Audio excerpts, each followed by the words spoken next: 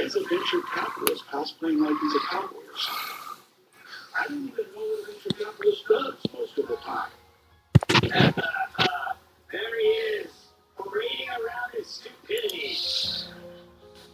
There, he's like a cop. Doesn't he like cosplay as a war hero? Hi guys, welcome back to Trails to Daybreak. Let's see. Okay, I think we're at the beginning of a quest here, I believe, and then chapter 1.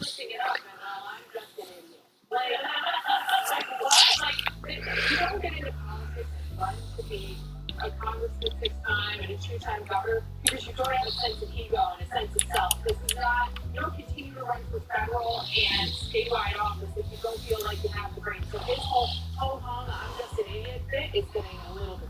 Yeah, Rich, he's also like he's dressed like a backup dancer for a lumberjack music.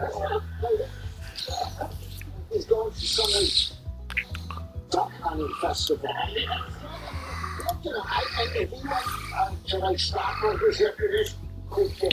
It's, be who you are.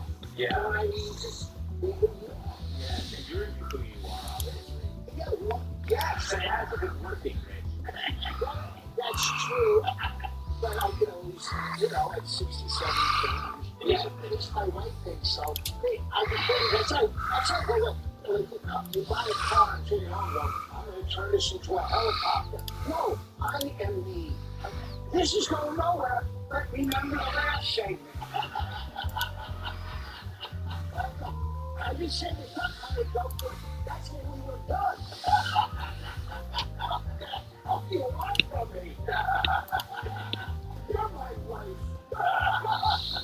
Dad, he bashed Vance's book, which wasn't trashing it. It was like about the opioid crisis. I don't know. He bought that flannel that same day. Yeah. Some assistant went out and bought a relatable looking flannel. Yeah. And then he already doesn't know it. Yeah. What do you think, Tyrus? Seems like he's constantly cosplaying. The fact that he knows the word cosplaying means he's got some shady online forums. I was thrown off by the whole thing. I had been confused, and now I was confirmed. Tim Waltz is really O'Donnell. He stole her outfit. He doesn't. You can't wear flannel. It's not dirty. Yes. If you're a man, you can wear a flannel that's clean. If you're a lesbian chopper, Yeah. it's not. You're a man. That's what happened. That's the flannel you wear when you go antiquing. Yeah, like that's the flannel he wears, like if it was too big for his husband, but he misses her, and he wears it, but it's not around. It smells like her. It smells like her. He looks like mashed potatoes with a hat. Yeah, he does. And on that note, we'll be right back. Time to start working. An alternative to pills, Voltaren is a clinically proven arthritis pain relief gel which penetrates to target the source of pain with non-steroidal anti-inflammatory medicine to eradicate the source. Voltaren, the joy of movement. Is your shower trying to tell you something? Is getting in and out of the bathtub becoming a safety concern? Are you worried about the cost of a bathroom remodel that can go on for weeks and weeks? Well, now you can have a gorgeous new bathroom shower that's safer at a price you can afford with a one-day jacuzzi bathroom. I can handle anything. Done same day. You did not have to wait. It is amazing. I would give this whole experience an A+.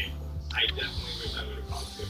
From soft close shower doors and adjustable shower heads to features like grab bars and custom seats that combine safety and style. It's never been easier.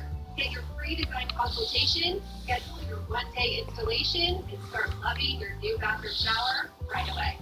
Only weeks left to get baked installation and no interest and no payments for up to 1 year. Go to jacuzzibathroommodel.com or call 800-991-2603. That's 800-991-2603. Call now. When your home needs work, where do you go? And Angie? That's where Angie came in. With Angie, find top-rated certified pros in your area, plus compare quotes and pricing to help you get all your jobs done well. He's resurfaced my flooring, he's done plumbing work. I knew it's going to be done. I was able to sit back and let them do what they do. With top-rated certified pros in over 500 categories, Angie can connect you with the right pro for any home project. Find top-rated certified pros in your area at Angie.com. A large retail store just canceled a huge order, leaving us with a ton of extra My Pillows. But you know what? That's their loss. I'm going to make it your game. For the first time ever, you get standard classic My Pillows for wholesale prices. Only $14.88. I can't believe I'm even saying that. Only $14.88. But it gets even better. For a limited time, I'm going to offer my entire classic collection at wholesale prices. Upgrade to a queen size My Pillow for just $18.88. King size only $1 more. Get my body pillows for $29.88 and multi-use My Pillows for only $9.88. So go to mypillow.com or call the number on the screen. Use your promo code to take advantage of wholesale pricing for the first time ever on TV, including my standard size My Pillow, only $14.88. They've never been offered this low before. We have limited quantities at this price, so limit's going to be 10, and once they're gone, they're gone. October celebration in Slotomania. The #1 free slots game. 10 G's of amazing benefits and gifts. Get 10 free spins on the most favorite slots. You'll multiply your daily bonus by 10 and more. Download Slotomania to start your 10-day celebration. These men of means for their silver spoon. What would become of them? They discover Robin Hood Gold allows others to earn their heavy liberal rate on idle cash. They would descend into chaos. You two share something in common. What's that? Looks like I'm gonna start drinking. Sure thing. I'll tune up your orbit. Be your sister. What's the single element That's slot? your dad. She was my mom. These things. Check your local listings. For folks with gray hair, not anymore. With the new Alpacet Gray Attack, the easy-to-use shampoo for darker and thicker-looking hair day by day. Fight for your hair with the new Alpacet Gray Attack. Available at Amazon. This is an election year unlike any other. America is ready. And so are we. Democracy 24. Your freedom. Your vote.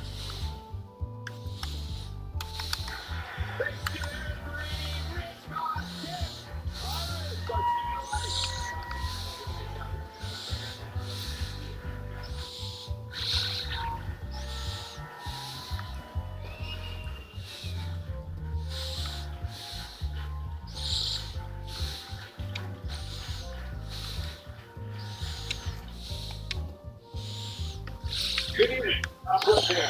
We are coming to you tonight from Washington Crossing, Pennsylvania. We have an exclusive interview with Vice President Kamala Harris, the Democratic nominee for president. You will see it in its entirety.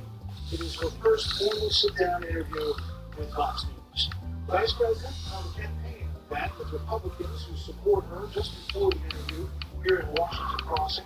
This is the spot that commemorates where George Washington crossed the Delaware River on Christmas 1776, the night before the Battle of Trenton. First look at today's other headlines. North Carolina's governor said nearly $100 million in relief aid has already been dispersed to people affected Sure by thing. Hurricane I'll Helene. tune up your orbit. Nearly What's the single 200,000 element from the slot? state and applied for federal assistance. Media reports that Israel said the Israeli government has decided on targets in Iran for potential retaliation over recent missile attacks by the Islamic Republic.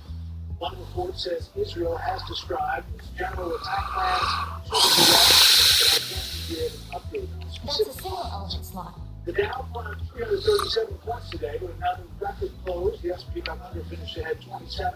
The Nasdaq was up 51. The latest Fox News poll out tonight has former President Donald Trump with a 2-point advantage nationally over Vice President Harris among likely voters. That flips the Democrats' 2-point edge in September. Now, to my exclusive interview with Vice President Harris. Madam Vice President, thank you for the time. Thank you. It's good for you today.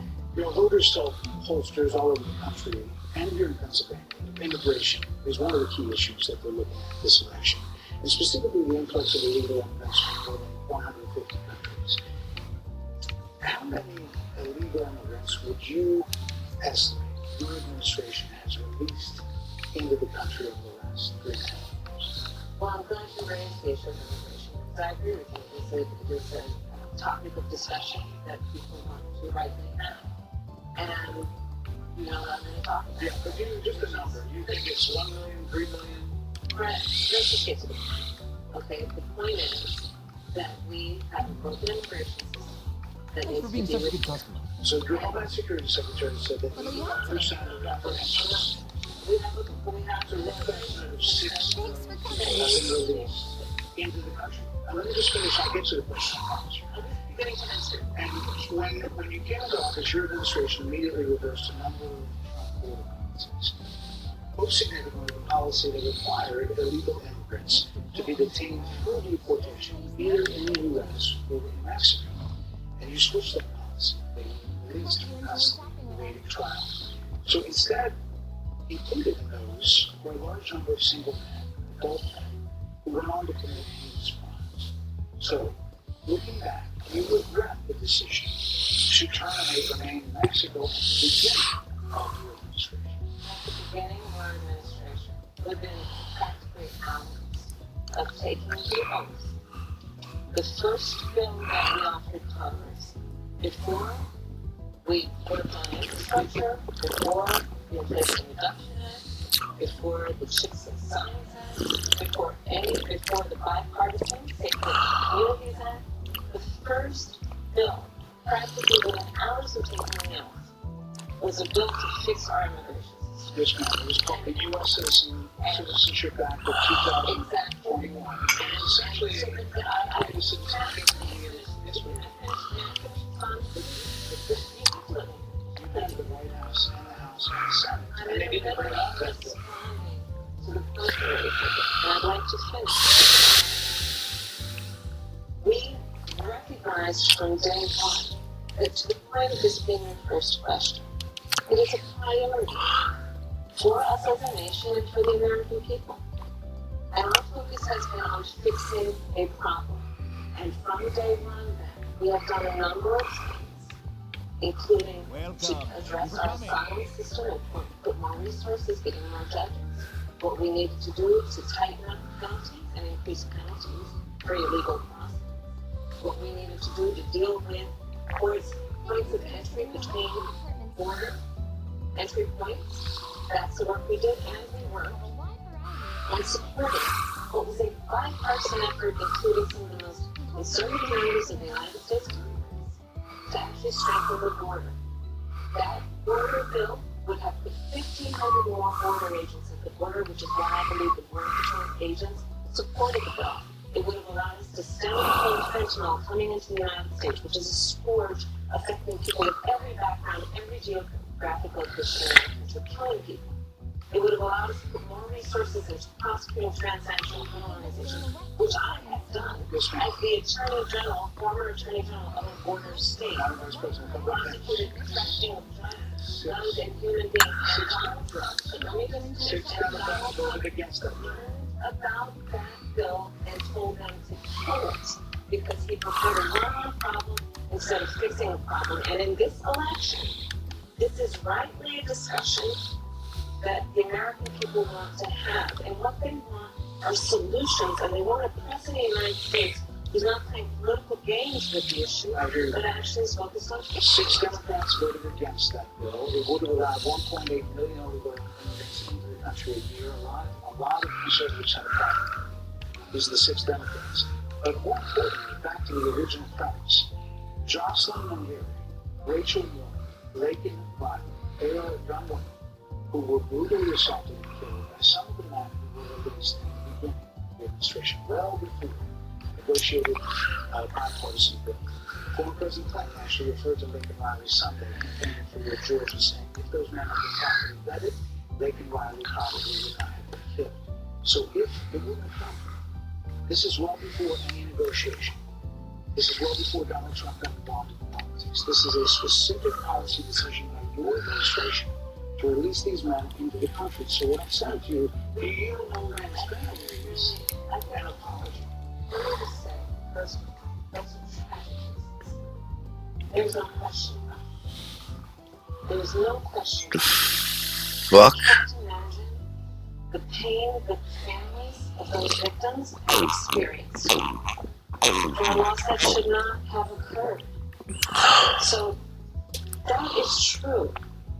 It is also true that if a border security had actually been passed 9 months ago, it would be 9 months that we would have had more border agents at the border, more support for the folks who are working around the clock, trying to hold it all together, to ensure that no future harm would occur.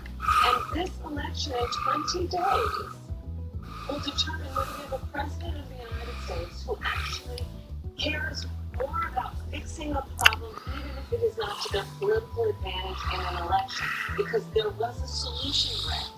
Madam Vice President, it was a policy decision in the early part of your administration. I will let one of the mothers talk about it. Take a listen. Because of the Biden-Harris administration open border policies patch and release, they were enrolled in the Alternatives to Detention program. This meant that they were released into the United States. It was not even a full 3 weeks later that they would take my daughter, Jocelyn, from race life. I believe the Biden-Harris administration open border policies are responsible for the death of my daughter. That's the early days. So do you owe them apologies? I should tell you that I'm so sorry for that. Sincerely. But let's talk about what is happening right now with an individual who does not want to participate in solutions. Let's talk about that as well. Right? In all fairness, I told you, I feel awful for what she and her family experienced. During that time, you said repeatedly that the border was secure. When in your mind did it start to come? We've had an open immigration system transcending, by the way, the Monstrum administration before. Let's all be honest about that. I have no pride in saying that this is a perfect immigration system. I think we all are. You await your next. But it needs to be fixed. We need more. I was just down at the border, talking to border agents, and they will tell me, I'm sure you probably have nothing to investigate and you are a serious journalist. They will tell you, we need more judges. We need to process those cases faster. We need the support for those cases that should be prosecuted. They need more resources, and Congress ultimately is the only place that that's going to get fixed, Brad. That's how the system works. That's the Congress's question. About 90 to 96 many of those are Trump policies. And I'm not going to stay here because there's other things to talk about. But you frequently talk to the Border Patrol Union for supporting that backlash of bill, and they did. They supported it. But they also just endorsed Donald Trump and said we can quote a failure of border security. Why do you think they said that? I think they're frustrated, and I get it. They want support. They want support, and that's what that border security bill would have done. These guys down at the border, these men and women, they're working hard. They're working around. I get it. There's a lot of people that look back at what you said in 2019 when you first ran for president. And there have been changes, and you talked about some. When it comes to immigration, you supported allowing immigrants in the country illegally to apply for driver's license, to qualify for free health to be enrolled in free health care. You still support those things? Listen, that was 5 years ago, and I'm very clear that I will follow the law. I make that statement over and over again, and as Vice President of the United States, that's exactly what I've done, not to mention before. If that's the case, you chose a runway to launch the governor of Minnesota who signed those very things in the state. So do you support that? We are very clear, and I am very clear, as is Tim Walz, that we must support and enforce federal law, and that is exactly what we are doing. So decriminalizing border crossings, like you said in 2019. I do not believe in decriminalizing border crossings, and I've not done that as Vice President. I will not do that as President. So these are evolutions that you have. But let's be very clear. I'm the only person who's running for President prosecuting transnational criminal organizations, from the Sinaloa cartel to the Guadalajara cartel to people who've trafficked in guns, drugs, and human beings. I have spent a significant part of my career people who present a threat to the safety of the American people and cross our border with the intent of doing us harm and cross our border illegally. And I will do that work as vice president. I take that work quite seriously. This is a time when voters, especially here in Pennsylvania, are inundated with commercials and ads they just want to stop because it's every commercial. But many of them add noise, but a few of them seem to break through. This particular one, Trump campaign, has got a lot of attention. Kamala supports taxpayer-funded sex cages for prisoners. Surgery. For prisoners. For prisoners. Every transgender inmate in the prison system would have access. So, are you still in support of using taxpayer dollars to help prison inmates who get temporary aliens transition to another job? I will follow the law. And it's a law that Donald Trump actually followed. You're probably familiar with, now it's a public report, that under Donald Trump's administration, these surgeries were available on a medical necessity basis to people in the federal prison system. And I think, frankly, that ad from the Trump campaign is a little bit of like throwing, stones when you're living in a glass house. The Trump aide said that he never advocated for that prison policy and no gender transition. Well, you don't have to take responsibility for what happened in your administration. That no surgeries happened in his It's prison. Would you still advocate for using taxpayer dollars for gender reason? I would follow the law of justice. I think that would be the You would have the same spread. like I said, I think it's really, he spent $20 million on those ads, trying to create a sense of fear in the voters because he actually has no plan in this election that is about focusing on the needs of the American people. Whereas, it's $20 million on that, on an issue that, as it relates to the biggest issues that affect the American people, it's really quite remote. And again, his policy was no different. Look at where we are though. I'm praying for the American people. I'm offering a plan to deal with affordable housing. I'm offering a plan to deal with what we need to do to strengthen small businesses. Hey, Mr. Goodmouth. I am offering a plan that is about taking care of young parents and giving them the support they need. My plans for the economy will strengthen the economy, as have been reviewed by 16 Nobel laureates. Goodbye. Goldman Sachs, Moody's, and recently the Wall Street Journal, which have all studied our plans and have indicated my plans for our economy would strengthen our economy. His would make them weaker, would ignite inflation, and invite a recession by the middle of next year. Those are the factors. On the economy, then they trust you. I think that when you look at an analysis of our plans for what we would do as President of the United States, it has been clear to those who study and understand how economic policy works that moving forward, because I do believe the American people are ready to turn the page on the divisiveness and the type of rhetoric that has come out of Donald Trump. Goodbye. Charting a way forward. They want a president who has a plan for the future and a plan that is sound and will strengthen Goodbye. our country. My plan for the economy does exactly that. His plan would be again to give tax cuts to billionaires and the biggest corporations in our country and blow our deficit. Yes, I'm sure you said turn the page. You were asked on 2 different shows last week what We can learn something differently than in the past 4 years.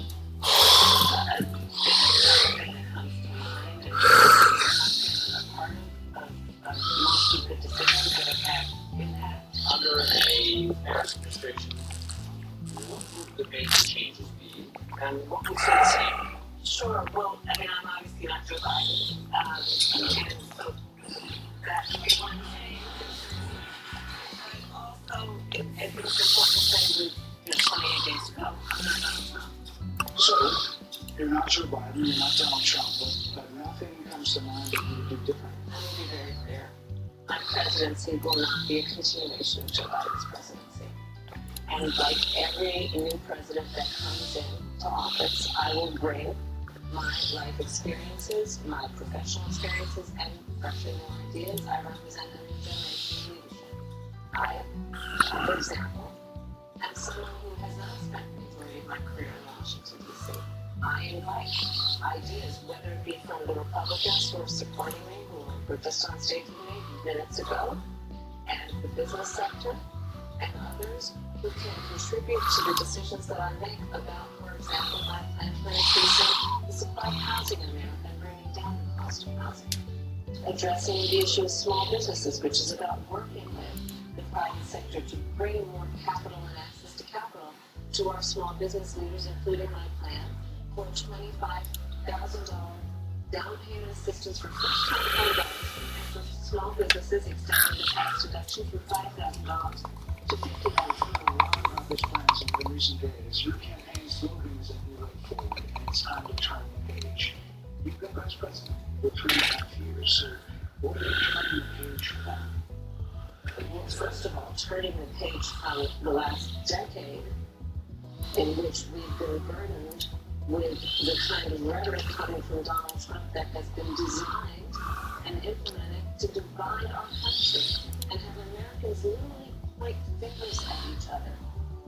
Rhetoric and an approach to leadership that suggests that the strength of a leader is based on who you beat down instead of what we all know. The strength of leadership is based on who you lift up. The strength of an American president, which is one who understands that the vast majority of us have more in common than what separates us. That is turning the page. That is turning the page on rhetoric that people are frankly exhausted about. They say the country is on the wrong track. It is on the wrong track. That track follows 3.5 years of you being vice president and President Biden being president. That is what they're saying, 79% of them. Why are they saying that? If you're turning the page, you've been in office for 3.5 years. And Donald Trump has been running for office. But you've been the president of the office.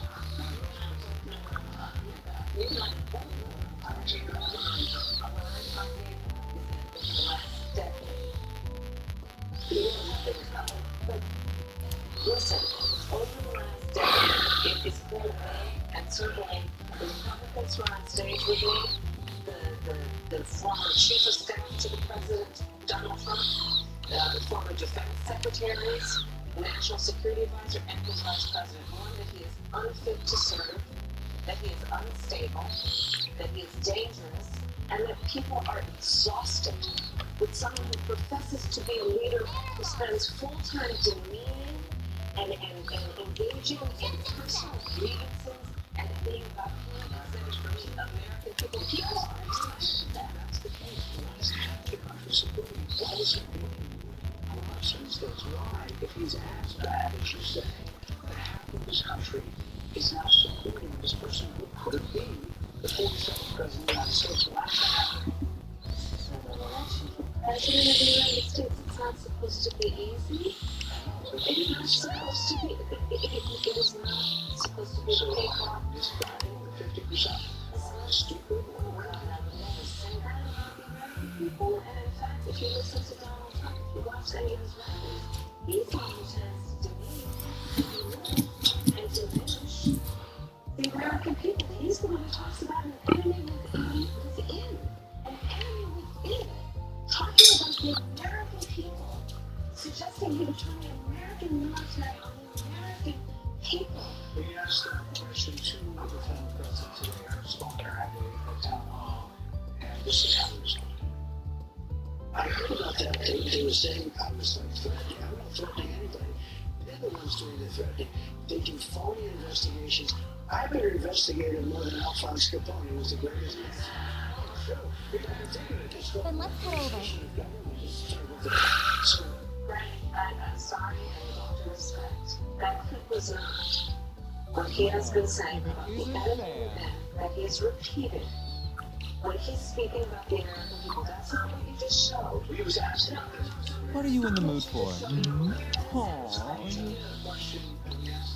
show that, and here's the bottom line. He has repeated it many times, and you and I both know that. And you and I both know that he's talking about turning the American military on the American people. He has talked about going after people who are engaged in peaceful protests. He's talked about locking people up because they disagree with him. This is a democracy. And In a democracy, the President of the United States in the United States of America should be willing to be able to handle criticism without saying he locked people up for doing it. And this is what is at stake, which is why you have someone like the former chairman of the Joint Chiefs of Staff saying what Mark Milley has said about Donald Trump being a threat to the United States of America. He's quoted in the Bible will put that way, yes. Let me ask you this, Madam Vice President. You call Donald Trump, he's misguided. You say now He's unstable. He is unstable. He's not well. You say he's mentally not stable. He's not Let me ask you this.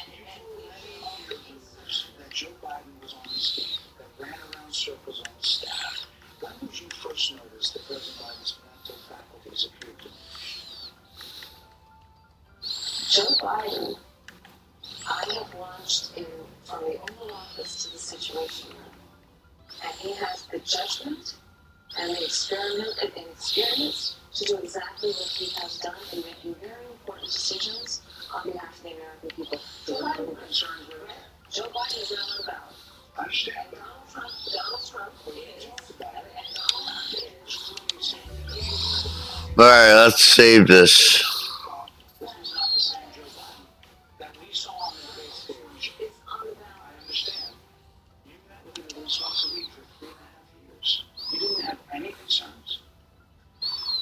I think the American people have a concern about Donald Trump, which is why the people who know him best, including leaders of our national security community, have always spoken out, even people who worked for him in the Oval Office, worked with him in the Situation Room, and have said he is unfit and dangerous and should never be president of the United States again, including his former vice president, which is why the job was open for him to choose another running mate. So that is a fact. That is a fact. Madam Vice President, two more things. You were asked in 60 minutes about the biggest threat that the world faces, that the U.S. faces. This is what you said. Which foreign country do you consider to be our greatest adversary? I think there's an obvious one in mind, which is Iran. Iran has American weapons accounts. Okay? This attack on Israel, 200 ballistic missiles.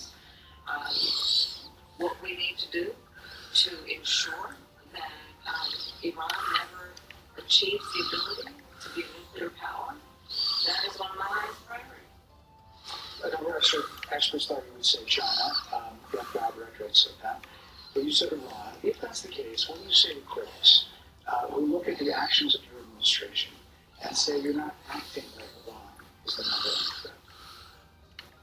Well, I will tell you most recently, whether it was in April or in October, in several hours on each occasion, that Iran posed a threat to Israel. I was there. Most recently in the Situation Room, in the most recent attack, working with the heads of our military and doing what America must always do to defend and to support Israel in its requirement to defend itself, and to give America support to be able to allow Israel to have the resources to defend itself against attack, including from Until your Iran and ordinance. Iran's terrorist proxies in the region, and that is, and my commitment to that is unyielding and unwavering. Critics just said that you either relaxed or failed to enforce sanctions on Iran, allowing all of this money to flow into Iran. Let's go back to Donald Trump, who pulled out of the deal that would actually put Iran in check. And it was during Donald Trump's administration that he had an American military base up with us, where American soldiers suffered traumatic brain injuries, and Donald Trump dismissed them as headaches. Not to mention how Donald Trump has treated and talked about America's military and military service people, sufferers and losers, has diminished